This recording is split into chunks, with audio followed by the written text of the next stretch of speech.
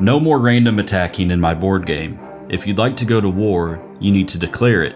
And the way you go about that makes you a gentleman or a coward. If you're new here, my name is Julian, and on this channel I've been documenting my journey of creating the ultimate strategy board game, Pincer: A Gentleman's War. In this game you'll expand your empire by building colonies, managing resources, and most importantly facing your opponents on the battlefield.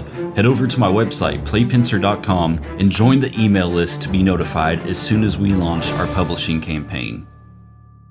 Okay, so currently in my board game, there is no official way to declare war. It's sort of assumed when you play a game that everyone's at war, and that being said, it seems as if players just look for opportune moments to take pop shots at each other in order to get the upper hand in any opportunity they can. I have noticed in certain playtests that players sometimes tend to declare war, make peace, but there's no official rule or mechanic that sort of guides this process. And I think this is a missed opportunity, especially because my game is Pincer: A Gentleman's War. And if there's no opportunity to conduct a gentleman's war, then that's sort of a missed theme. But this new mechanic I'll be introducing isn't just to add to the theme of the game. I think it will actually elevate the gameplay and make a much more memorable experience for the players. So what I'm introducing is the concept of declaring wars on players. This will be indicated by a physical playing card that you will hand to your opponent when you declare war on them. Now this card has two sides to it. It has declared a gentleman's war side, and it has declared a Boor's war. Now what is a Boor? A Boor is an uncivilized, foolish, cowardly person, and I know this thanks to Google. I looked up the opposite of gentleman and I found Boor, B-O-O-R. So the two sides will be a gentleman's war or a Boor's war that you can declare. Now here's the key difference. A gentleman's war is declared if you don't attack the player in the same turn that you declare war. This gives the other player time to prepare, a heads up, and it's the gentlemanly thing to do. A Boor's war is when you attack a player on the same turn that you declare war. And this will come with consequences. Besides being labeled a coward by your fellow players, you'll also need to spend one extra resource of any kind anytime you purchase a new unit during your declared Boor's War. And I think this sort of simulates war weariness and punishes being ungentlemanly. Now there will be exceptions or casus bellis to declaring a gentleman's war and attacking in the same turn you do so. Now such exceptions for a casus belli would be acts of war, such as blockading a player's port, blocking a road network, or occupying adjacent tile spaces next to a colony. So no, blockading a port or a road does not qualify as an attack.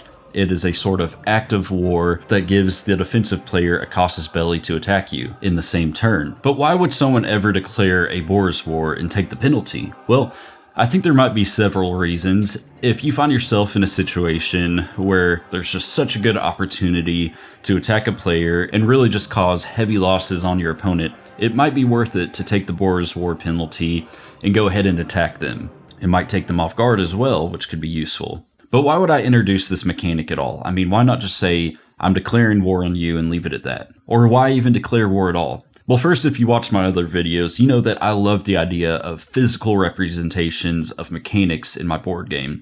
So having that physical card that you hand to another player, I think makes a greater impact where you feel the tension of that moment when a player declares war. I think it can make it a lot more dramatic and intentional instead of just assuming everyone is at war the whole game. I think it'll also help keep track of who you're at war with as well. So each player will have 3 of these declare war cards because it's a 4-player game. They'll be able to declare war on all 3 players at once if they'd like. Good luck with that. But I really just want it to be an eventful, memorable experience for players when they declare war. It'll be interesting not just declaring war, but also conducting peace. Players could come up with peace agreements where they need to give X amount of resources for peace or give up some other advantage. I'm not sure exactly what it could be yet. It'll be interesting to see what people come up with. Now, a similar mechanic I'm adding that goes along with this is an alliance card.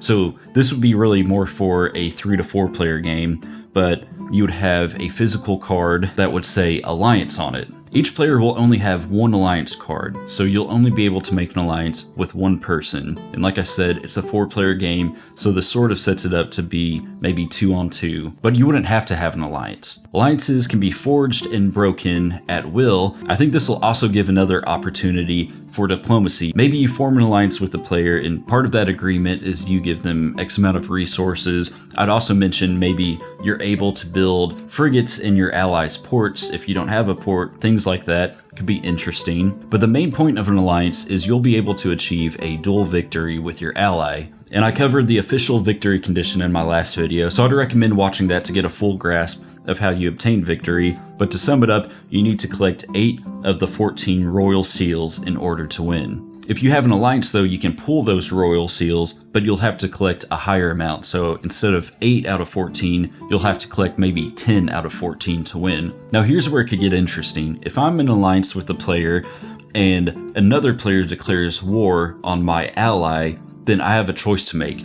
I either join in that war to defend my ally and come to his aid, or I'll be forced to break the alliance. And I won't be able to reform that alliance until after the war is over. So I think this will really force you to choose your allies wisely and make a deliberate choice if you're going to come to their aid or not. If you have a powerful foe, it could be risky coming to their aid, but if you break the alliance, that could have its risks as well. I think this could get really interesting late game, and it's becoming more clear who the most powerful players are.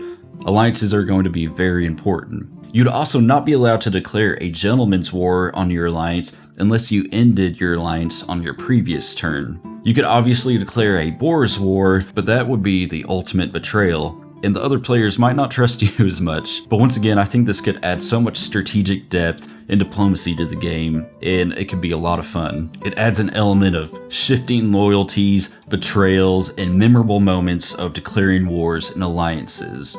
Obviously, it ties into the subtitle of my game's name, A Gentleman's War, beautifully, I think, but also adds so much strategic depth to it. Now, this really is the last mechanic I'll be incorporating in my game. I am a little worried that my game's becoming too complex. A lot of this just needs to be playtest to fine-tune it, and I'll have to be honest with myself and cut fat where it needs to be. But let me know how you would fight in the comments. Would you be a gentleman or a boor? Let me know. To sum it up though, I think this is going to tie into the victory condition really well. I think it'll create a lot of tension and incentives for attacking players, forming alliances. Perhaps you're after a royal seal that you would need to declare war on your ally to achieve. It could create some interesting dilemmas, and I can't wait to see how it plays out. Now, if you didn't hear in the last video, I think I'm making really good progress with my game, and I'm wanting to get it on people's radar that I am seriously considering publishing sooner rather than later. I'm thinking within a few months I'll be launching a Kickstarter campaign, so I just want to get it on your radar. Be on the lookout for that. So thank you all so much for coming along this journey with me. Until next time, farewell.